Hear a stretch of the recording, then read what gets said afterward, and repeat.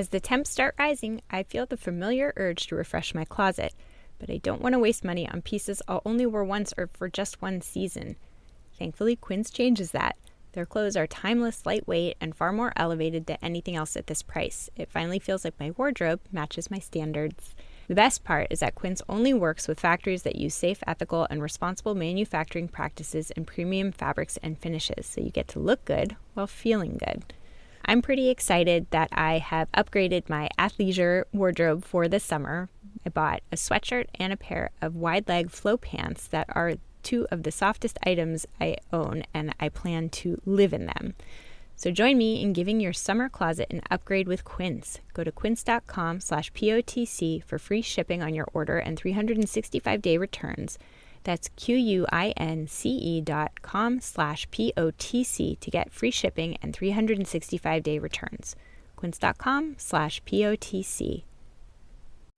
If awkwardness is the cost for these friendships, is feeling uncomfortable, feeling scared and insecure is the cost to feel that way for a little bit when you're putting yourself out there, it's so worth it. If you just look at it as that is what it is, this is going to be awkward, this is going to make me uncomfortable and scared. But at the other side of it, you have these close connections. Gosh, I would do that all day, every day. Like, sure, I can be awkward for a little bit. We have to make the time to be intentional with the friends that we really want to do life with.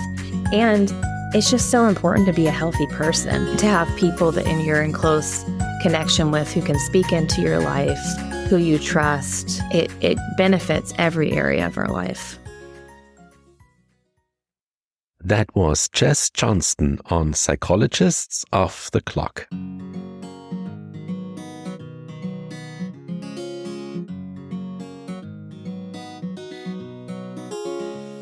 We are 5 experts in psychology here to bring you cutting-edge and science-based ideas to help you flourish in your relationships, work, and health. I'm Dr. Debbie Sorensen, a clinical psychologist practicing in Mile High, Denver, Colorado, and author of Act for Burnout, Act Daily Journal, and the Act Daily Card Deck. From America's Heartland, I'm Dr. Emily Edlin, a clinical psychologist based in Chicago, Illinois, and author of Autonomy Supportive Parenting. I'm Yael Schoenbrunn, a clinical psychologist, faculty at Brown University, author of Work, Parent Thrive, and a biweekly newsletter on relationships. Calling in from Vienna, Austria, I'm Michael Herold, ACT coach, confidence trainer, and author of an upcoming book on being a better conversationalist and making friends. And from coastal New England, I'm Dr. Jill Stoddard, author of Be Mighty, The Big Book of ACT Metaphors, and Imposter No More. We hope you take what you learn here to build a rich and meaningful life. Thank you for listening to Psychologists Off the Clock.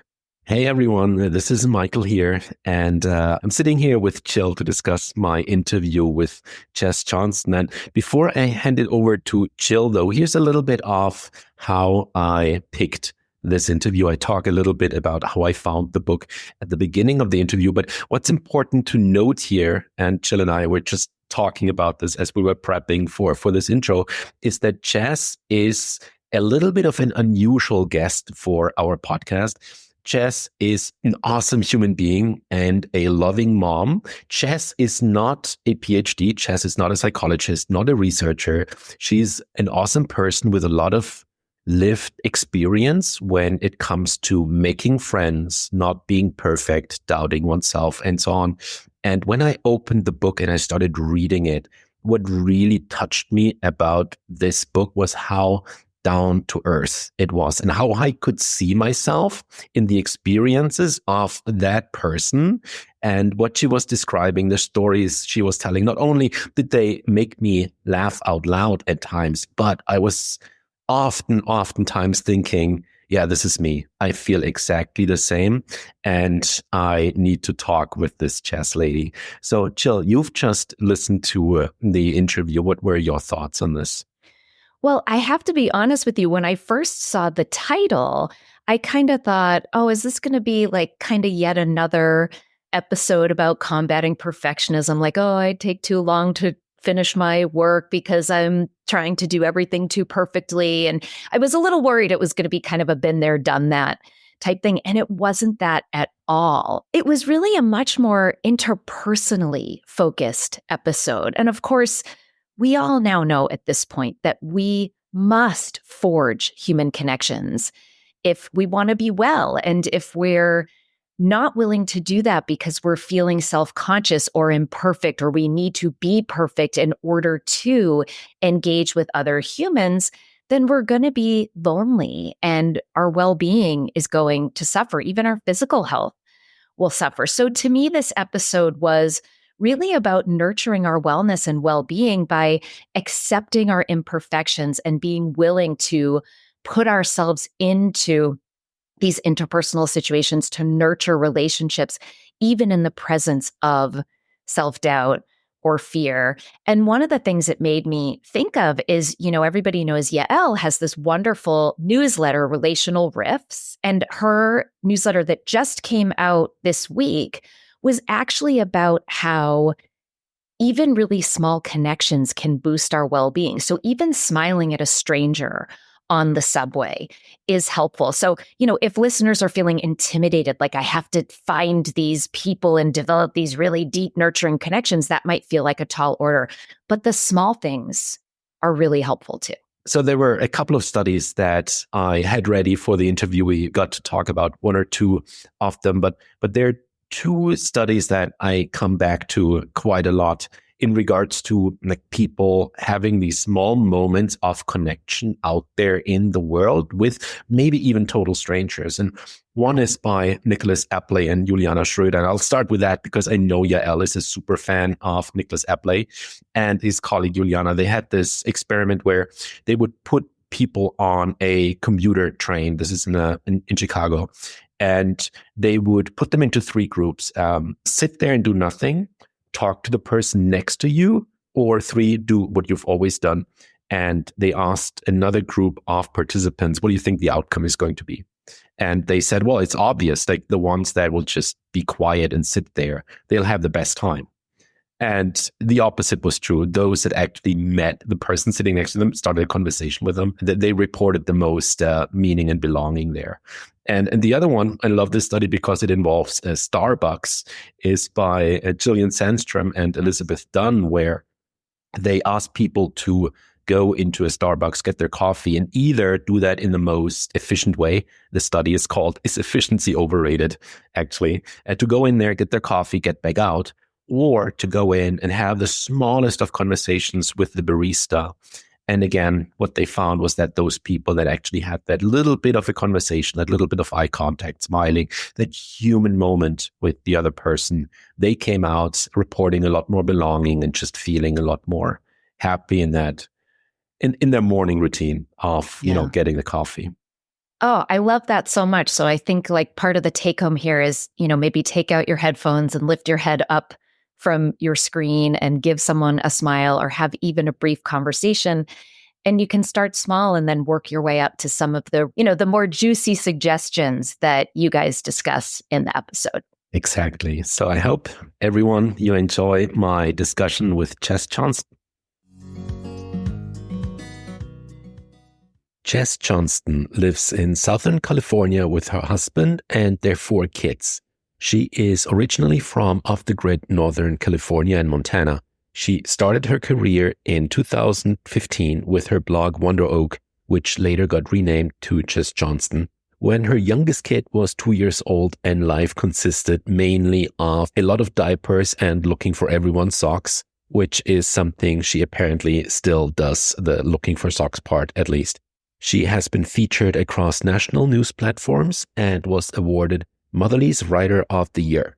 In 2018, she and her friend Amy Weatherly created and launched the female friendship blog Sister, I Am With You, which quickly gained more than 1 million followers. They later co-authored 2 nationally best-selling books, I'll Be There, But I'll Be Wearing Sweatpants, and Here for It, The Good, the Bad, and the Queso, and have appeared across many media channels, including Good Morning America and The Tamron Hill Show. Her current book, and the one that we're discussing today, is called Perfect is Boring, and it tastes like kale.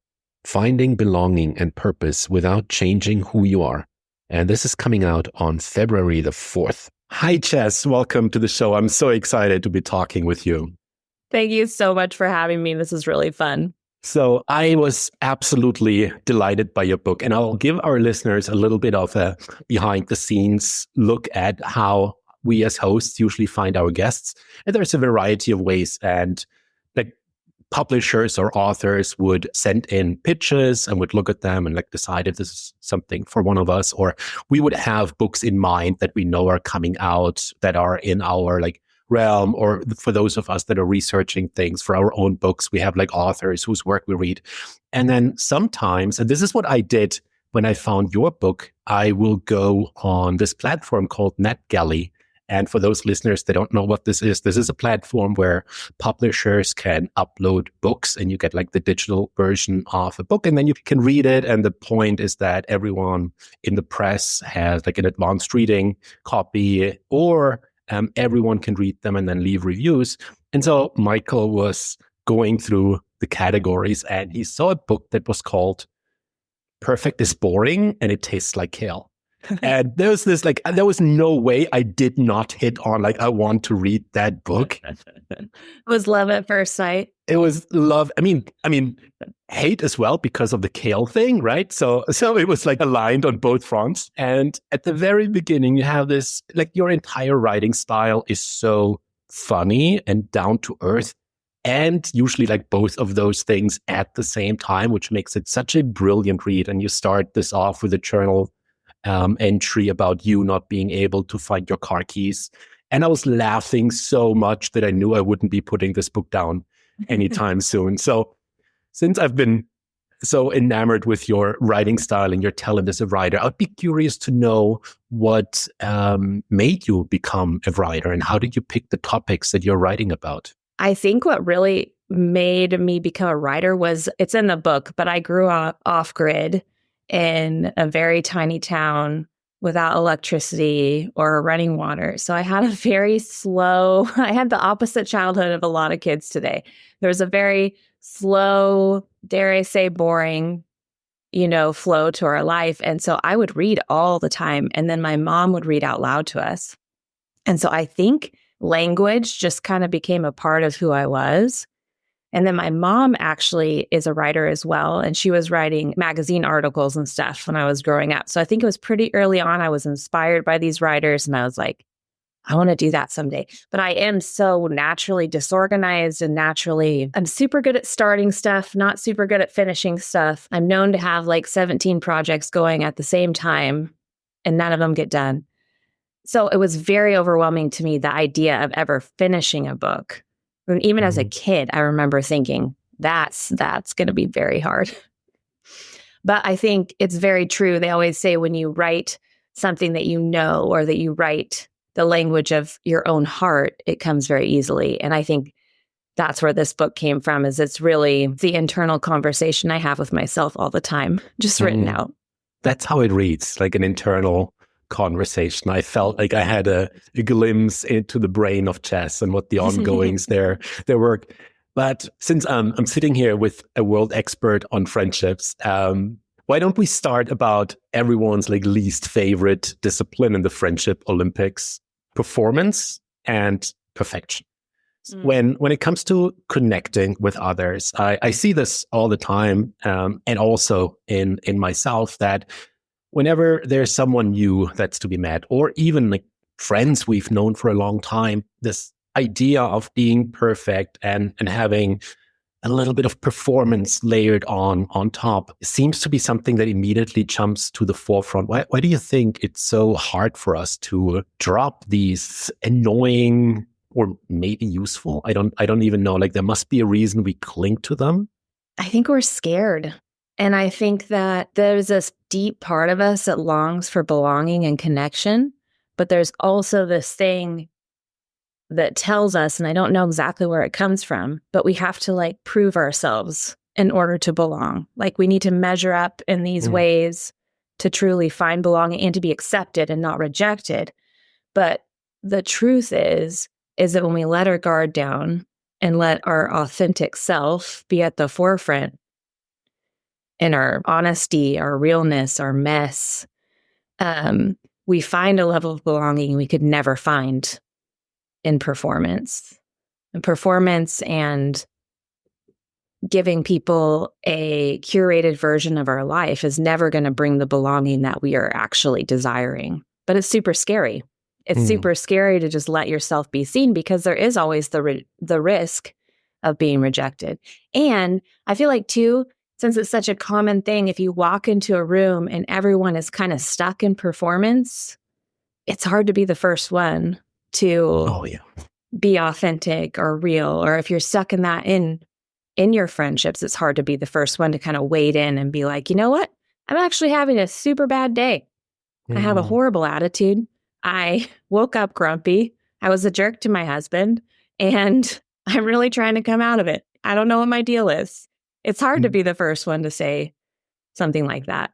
But I have found for the most part, people are just relieved. They're like, oh, thank God. Me too. Also, I had a horrible morning and I'm trying to come out of it. Yeah, there's like the wave that then goes through the crowd of everyone saying, yeah, finally we can be real here. Let's talk about the ugly stuff that's going on. Yeah. And I've always, my whole life, I think it took me a while to get there because I wanted connection so badly that perfectionism just came in there a lot. But I was always drawn to these people that would just walk into a room and be like, well, this is what's going on in my life. How are you? Like, I just love people that led with that. I'm like, that is so inspiring. Yeah. Oh, I mean, you've just opened a can of mega worms here. So there are like 100 things I want to dig in. But first, I find it's interesting to get clear about what belonging means, because belonging is almost the opposite of fitting in. Because in order to fit in, we need to change who we are. We need to put on that performance. We need to adapt to everyone around us, which might or might not work. But even if it works and we do fit in, we know that we're now accepted for someone we really aren't. We're accepted for that performance that we're bringing forth. And belonging is the idea of saying, hey, look, this is who I am. This is Michael.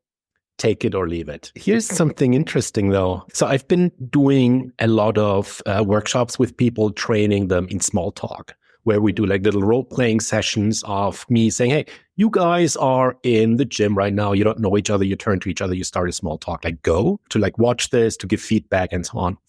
And every once in a while, there is this sort of movement that starts in the workshop where everyone just starts complaining.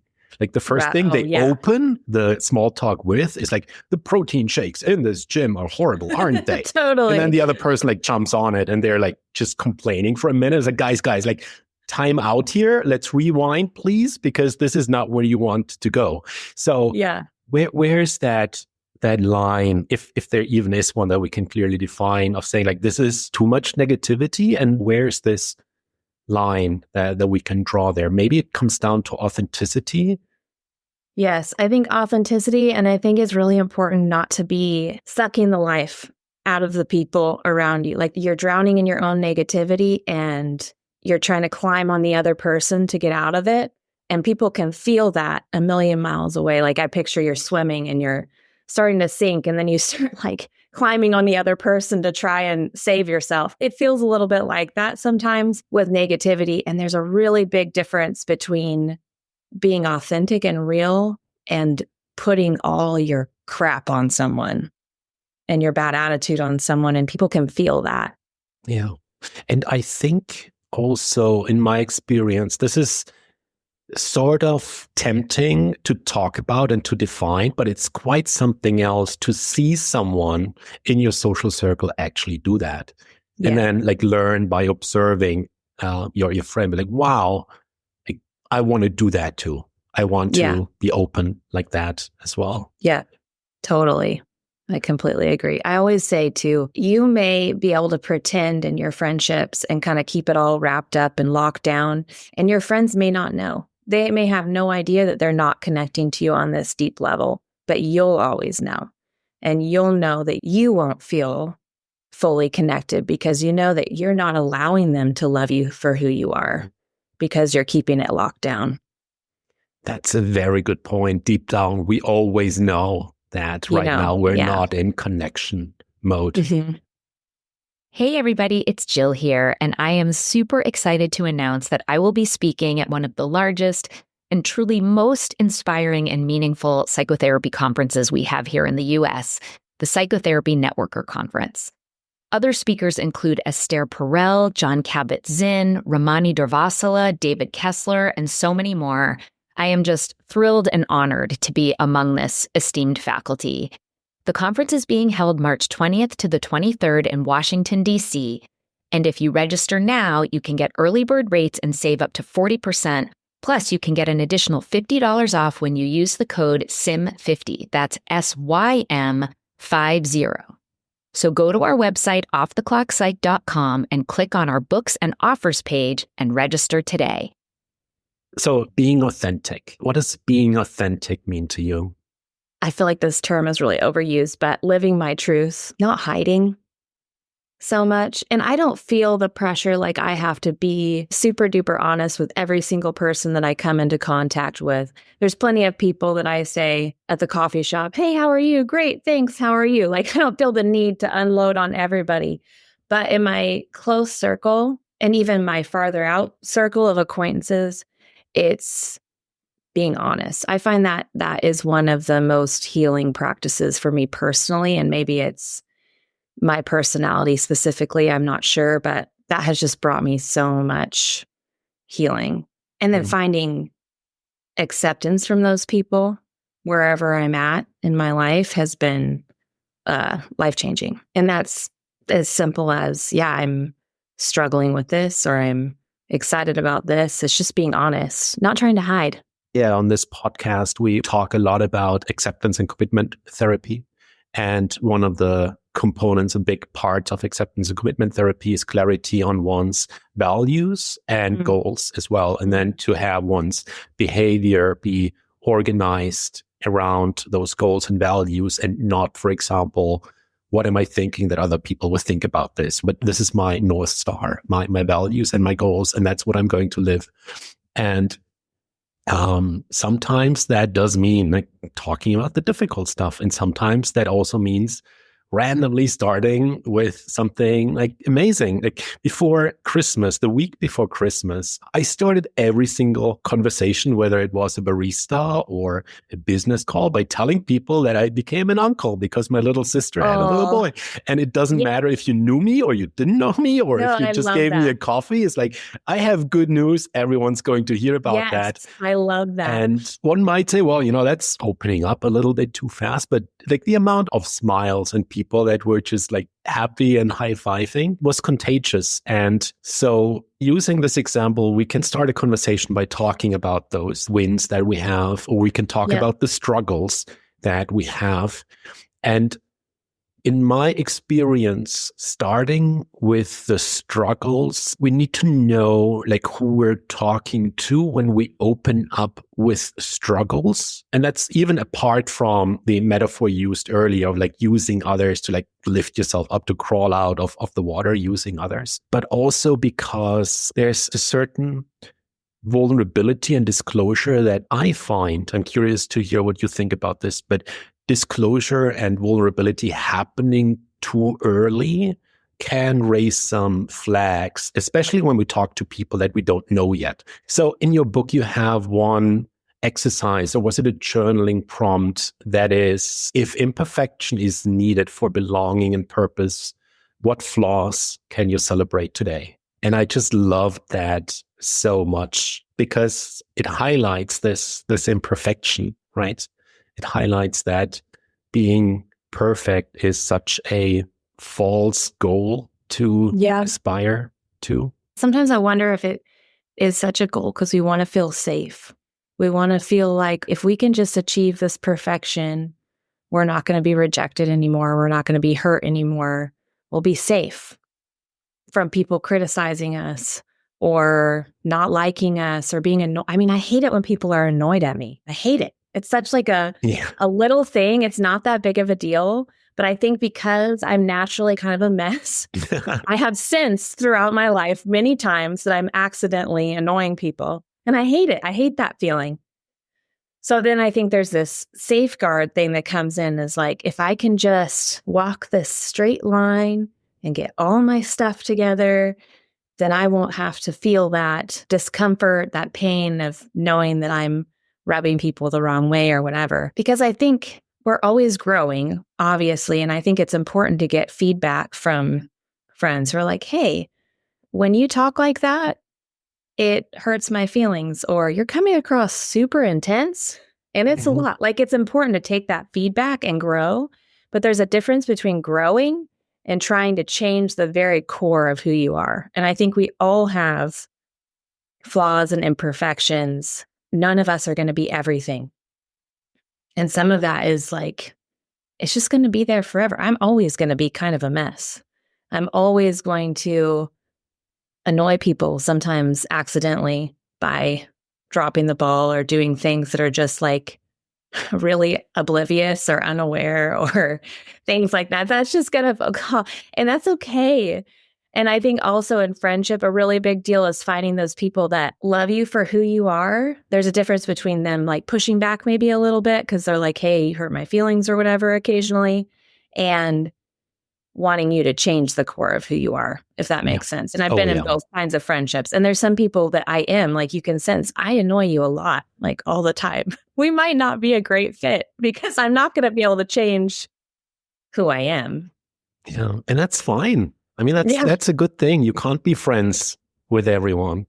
This perfect thing is so interesting because we almost, when we talk with other people and they are perfect or they look perfect, it's so hard to make a connection because we don't feel we have anything in common with them. It's true. And there is this idea in public speaking as well, where speakers are encouraged to not talk about only their wins because people can't identify with those. But no matter what your wins are, people will always be able to identify with the struggles you had getting there. But the moment you said, I wasn't sure if I would make it, people are like, oh, that's me too. That's me too. And then they listen and they think, wow, this person is just like me. Let me listen and see what I can learn from this person. And then, of course, the outcome may or may not be this big win, this big insight at the end, and people are willing to share in this now, but only because they heard about the imperfection beforehand. And we're like, oh, yeah, just like me. Perfect. Annoying is my middle name, too. Thank you, Mom and Dad. Yeah, totally. There was another part that spoke to me, and I quote, I put this in my notes, I put this in quotation marks. So I'm going to assume that I'm quoting someone. Here it is, hopefully a quote. Often the best way to stop believing a lie is to ignore it. If not with your mind, then by your actions. Yeah. Brilliant. And this is, again, also so much in line with acceptance and commitment therapy, where behavior matters. Like, no matter what you're thinking or feeling right now, what is it you're doing? You can be as nervous as you want. You can be overthinking as much as you want. But what are you doing with your hands? What's your body doing? What's coming out of your mouth as you're going through that? So, I desperately want to turn that into a question, but I don't know how. So I will just say, hey, Jess, what if anything I just said was a question? Perfect. I love that. I can tend to get really stuck in my own way and in my own head. I can overanalyze, like, well, why? I'm like zoning in on this little, why do I feel this way? Maybe there's something wrong with me that I feel this way. And I've just found, don't overthink it. Don't overthink it. Just put one foot in front of the other and go the direction that you know you're meant to go. I know one thing, and this might be slightly off the topic, but one thing I used to get stuck on is when I'd make new friends, the feeling of being awkward and being like, I feel super awkward right now. Can they tell I feel super awkward? I feel like I'm stumbling over my words and I just feel really awkward. They're awkward. I'm awkward. This is all awkward. And then I just like zone in on it and get kind of stuck in my head. And I just realized the more I reached out and made new friends, I'm like, no, this is just part of it. Like, this is just, you wade through the awkward and it gets easier. And some friendships, it's a longer period of awkward, and some it's really short, but don't pay attention to it. Just ignore it and keep moving forward. It doesn't mean there's something wrong with me. It's okay. Even if it does mean I'm a little awkward, it's okay. Just keep putting one foot in front of the other towards connection and ignore it and you get through it. I think there's just a lot of stuff in life that's like that. Like when we're pushing into a new thing in our career or whatever, and we're feeling insecure or uncomfortable, it's okay. Just keep putting one foot in front of the other. Don't overthink it. Doesn't mean that you're not qualified. Doesn't mean that you aren't good friend material or whatever it is. It just means that is how it is. It's okay. Absolutely. And I also find that there's some beauty in the awkwardness as well, because, there's so few things we can actually laugh at when we're, brushing our teeth in the evening and then we go to bed. But the moments of like awkwardness with people that we became friends with, like I can think of some awkward moments that I had with people that are now dear friends, and we can still laugh about those things. And we have our running gags around these weird awkwardnesses that we had at the very beginning. I do too. I remember some friends that became dear friends. The first time we had them over, we were very young. We hadn't hosted very many times before. And so I've been stressing about making dinner like all day. And it wasn't even like an amazing dinner. It was just a very normal dinner. But I just like all of it, like hosting was just such this big undertaking. And I remember it was feeling awkward. We're sitting around the table trying to think of things to say, questions to ask. And I look down, and on her glass is a lipstick mark. And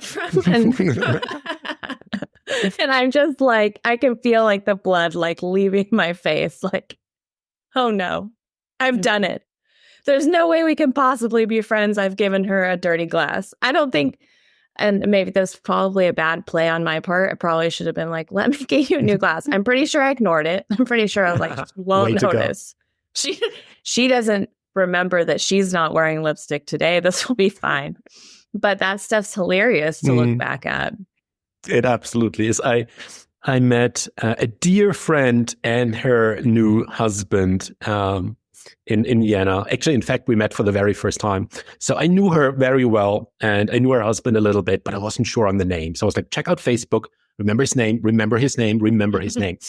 And let it be Robert, to keep people anonymous. And now I see them coming out of the parking car lot, and they're coming towards me. And I say, hi to my friend. And then I turn to her husband and I say, hi, I'm Robert. And I put my hand out. And it took me like 3 seconds to realize my mistake. And to this day, we call our each other by the other one's name. And it's like so freaking hilarious. And it's the awkwardness that is so amazing. I love that. I actually very recently, someone I've gotten to know more, I recognized this dad at a coffee shop. I work often like at a coffee shop because I like to be around people writing or whatever. And I recognized him because our sons play football together. And I said, hi, I recognize you from football. And he's like, oh, I'm so-and-so's dad. And I go, nice to meet you. I'm Malachi's dad. And I was like, and I just started laughing. I'm like, Mom, I'm Malachi's mom. And his daughter was there with them. She's laughing. I think about that. That makes me laugh. It gives me joy randomly out of the blue. Exactly. I'll just be going about my day and be like, I can't believe I did that.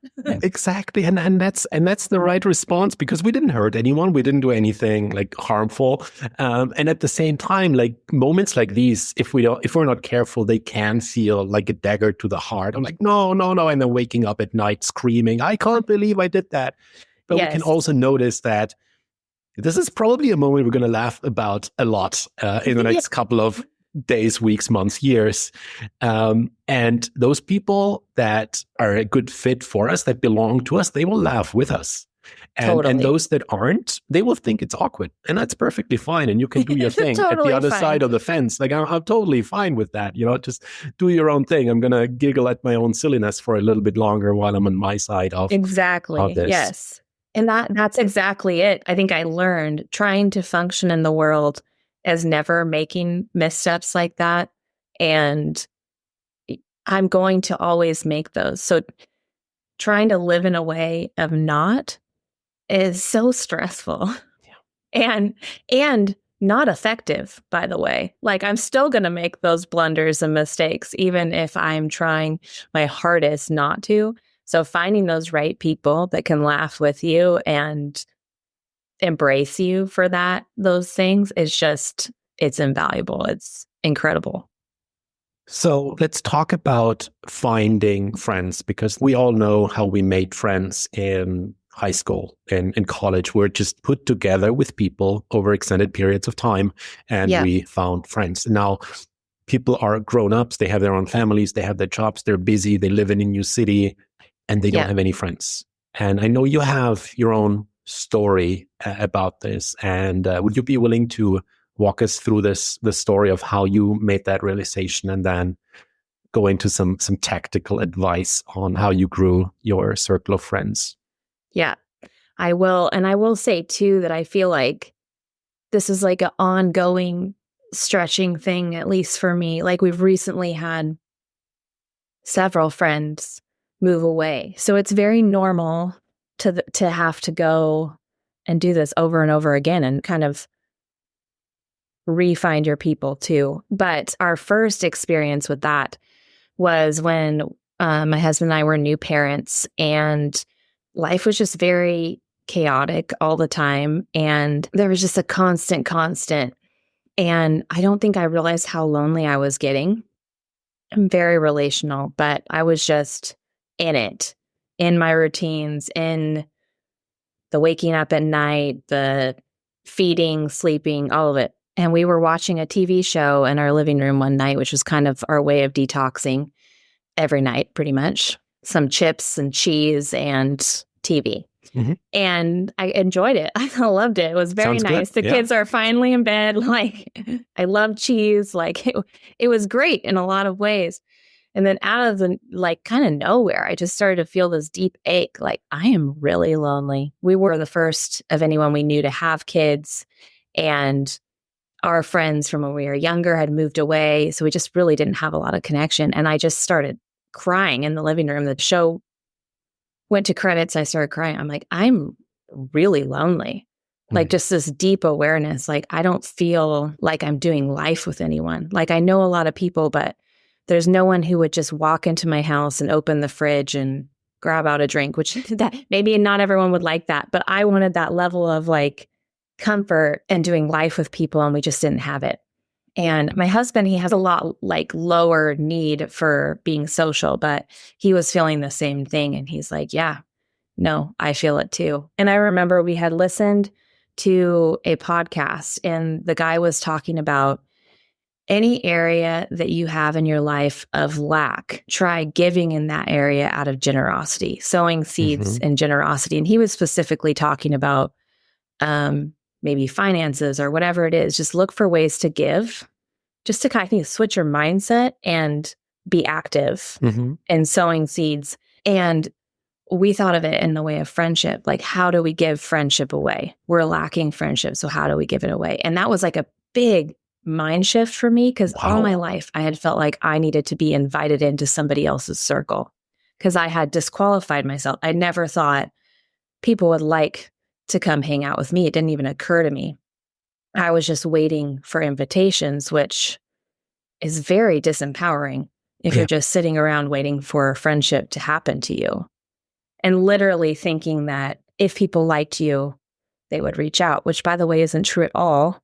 Most people are just really busy and thinking the exact same thing as you are. They're thinking exactly that. They're thinking, well, if they liked me, they would invite me.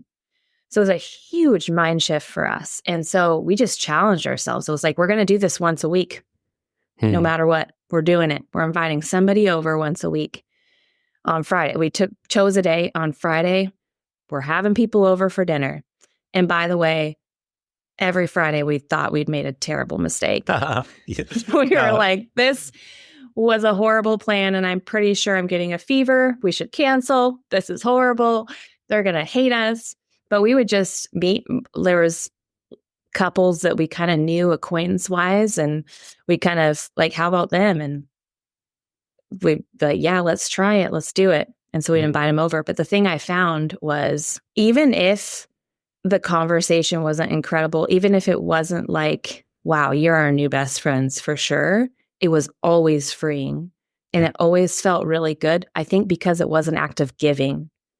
we were stepping out of our comfort zones and moving towards friendship, first of all. And then also I realized it was a gift to give friendship, and that people actually were excited to be invited. It was almost like I thought people would be put out. Like I was like asking them to give me something by coming over to my house for dinner. But I was like, oh my gosh, there's a lot of lonely people and a lot of people that would like to be invited and included.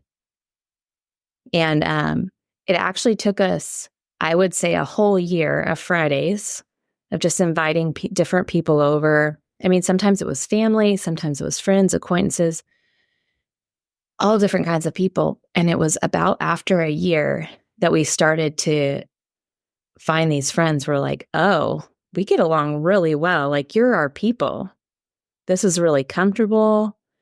And we feel like we can be honest and ourselves. And that's when it started to get really, really good. So I guess I just want to say that it can take time, and that's really normal. But even the act of pursuing it was also super life-giving. Even if we didn't find this amazing connection, it was still very life-giving to be intentional about friendship.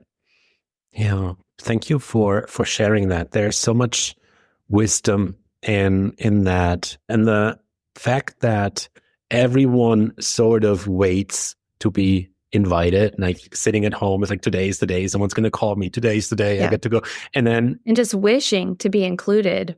Yeah. While at the same time, everyone else is doing exactly the same. Yeah. It's not that we are not the one who gets invited. It's that everyone is the one who sits at home hoping to get invited. And, yes, exactly. And you said 1 year of Fridays, and that's 50 dinners. That sounds like a lot. And also, like, for anyone listening, let's assume that you start now when you listen to this episode and you think forward to, 50 weeks from now, you will have a circle of friends that you really want to have there, that really fit into your life. Mm-hmm.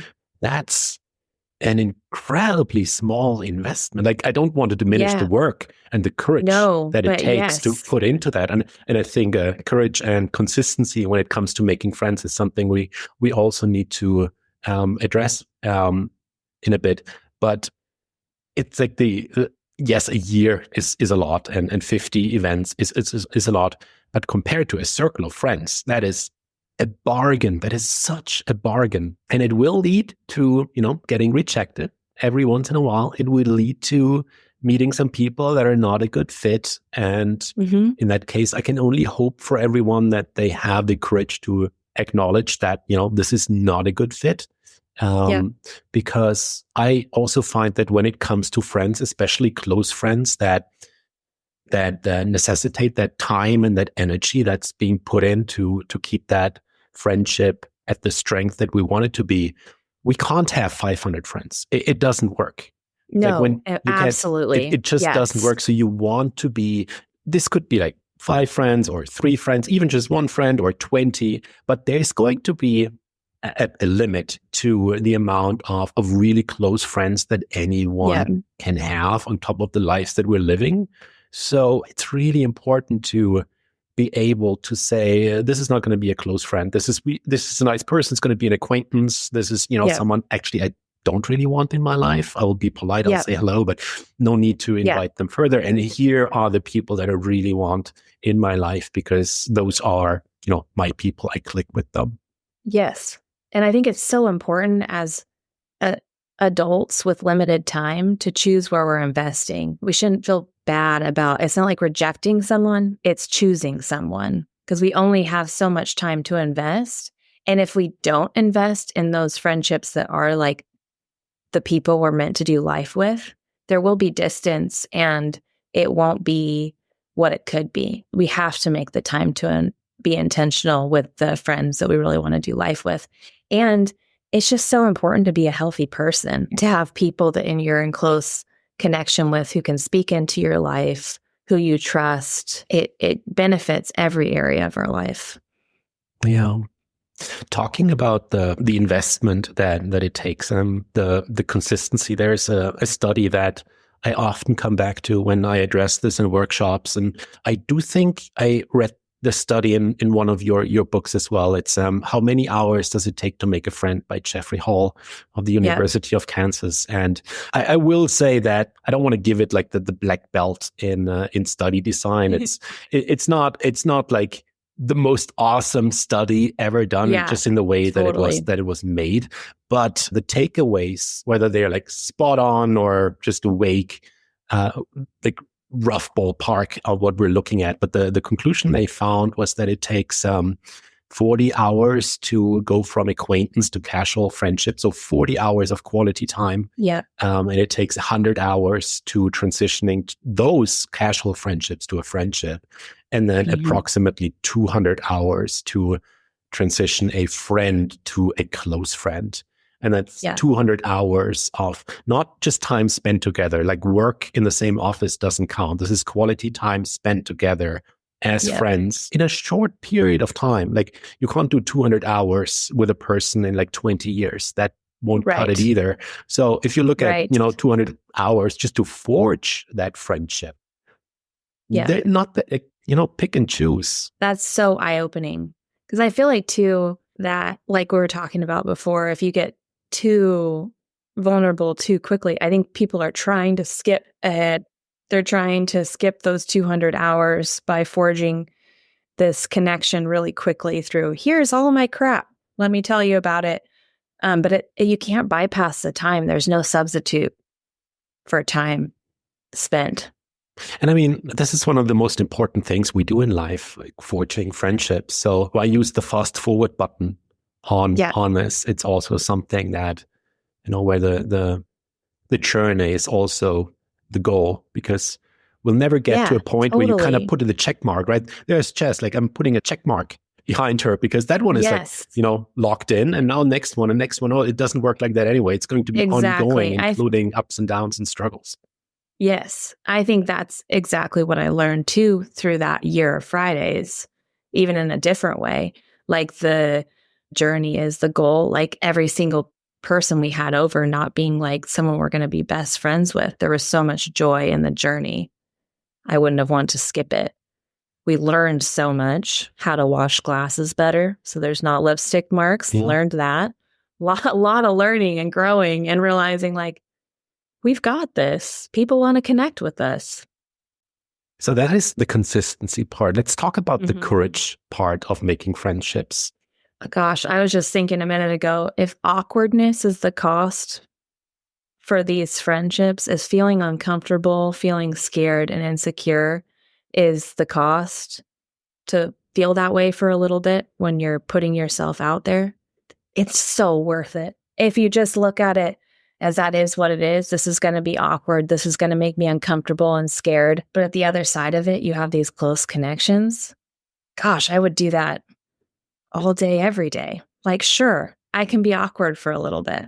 Absolutely. So yes, and on one side, the price of awkwardness and the fear of rejection to pay for something that could become a lifelong friendship is negligibly low. And at the same time, we're looking at pain on either end of the spectrum anyway. There's the pain of being lonely and the pain of potentially getting rejected by someone. Totally. So you have the pain either way, like choose the one that's going to lead to growth. Yeah, that's a really good point. And, it's very true.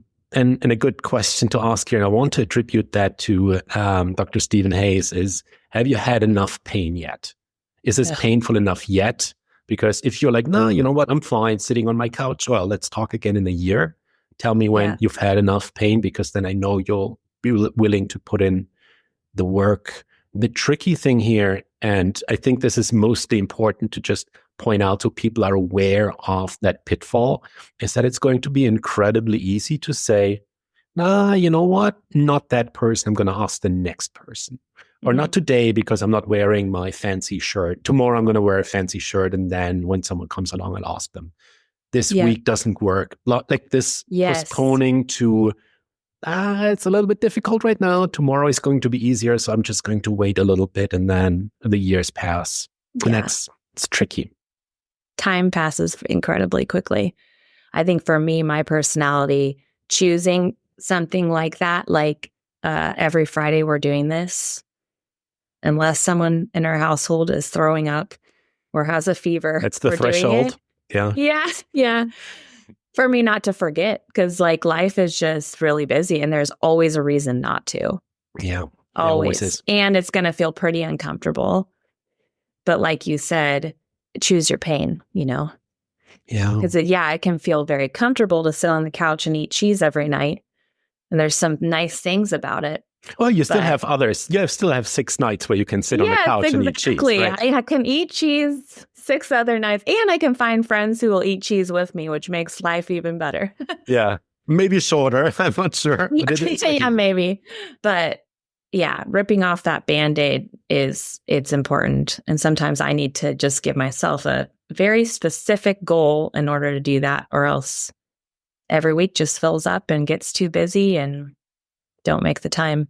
I also want to add something to the fear of rejection part that people want to sort of get rid of. Like, if I only could no longer be afraid of a rejection, like this would all be so much easier. And I want to raise a finger of warning here, because it's that fear of rejection that shows us that we actually really care about that stuff. Like, it's that sign that says, hey, the reason you're afraid is you really care about having people in your life. And the fact that you're very afraid of getting rejected shows me that this is actually true. And I've done over 100 workshops with people where we would like live workshops where we would go out into like the streets, and I would have the participants of the workshop start conversations with strangers, give compliments, tell jokes, involve them in conversation, like just go out there and talk to people. And everyone was afraid of rejection. Of course, that was kind of the point. I wanted to, do some exposure work with them. But there were just a tiny handful of people of those, like 100 workshops, like 2,000 people that went through. There were maybe 3, 4, 5 people that weren't afraid of rejection. And they were the worst to work with because they didn't have the filter that they needed in order to quality check what was coming out of their mouth and what they were doing. Yeah. And there were a few where I said, dude, like, this is not working. Like, you don't need to work on your confidence. You need to work on your behavior. Like, this is not acceptable. I prefer everyone here who's afraid of getting rejected. Yeah. Because they're playing it a little bit awkward and a little shy, but they will also be respectful and, checking what they're doing and what they're saying and whether it's appropriate. So, I'm holding up the flag for the fear of rejection as well. It's a really good point. I love that. There's so much more I want to discuss with you, Jess, but we are coming towards the end of our time together. So let me put that general question your way. Is there anything that you find is really important to get across that we haven't touched upon yet? My biggest hope with this book, and really every book that I've written or probably will write, because it was such a gift to me to learn and discover this, for people to know you're not the only one.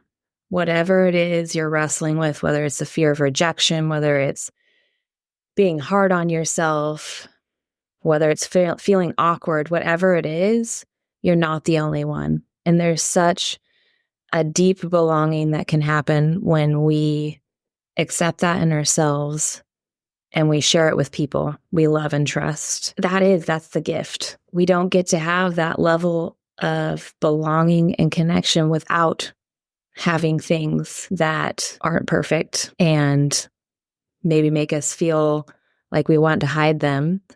But gosh, I just want people to know you're not the only one, whatever it is, whatever you're struggling with, wrestling with, I promise you're not the only one. What better way to end this conversation? Thank you so much, Jess. This has been a huge pleasure. Thank you so much for having me. This has been wonderful. Thank you.